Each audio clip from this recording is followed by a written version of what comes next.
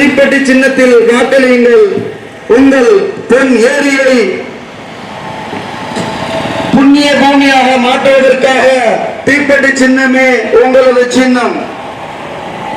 இந்த பொன் ஏரியில் இருக்கக்கூடிய கடைத்தெரு மிகவும் பழுதடைந்து உள்ளது.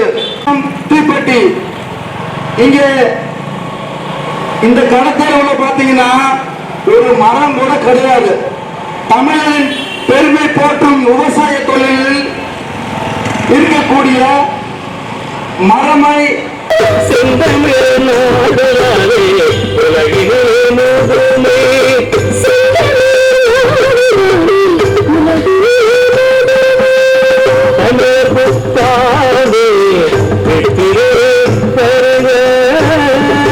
தாய் தமிழ் உறவுகள் அனைவருக்கும் வணக்கம்.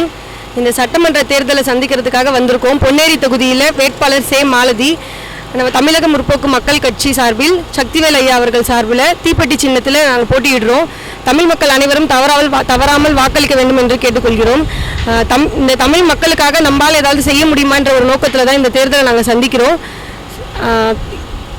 தமிழ் தேசிய அரசியல் கூட்டமைப்பு சார்பில் தமிழர் தன்னுரிமை கட்சி பாவலர் ஐயா அவர்களுக்கும் உலக தமிழின பேரியக்கம் தமிழ் தேசிய அரசியல் கூட்டமைப்பு கரு சந்திரசேகர் ஐயா அவர்கள் சார்பில் அவர்களுக்காக இந்த தேர்தலில் போட்டியிடுறேன்.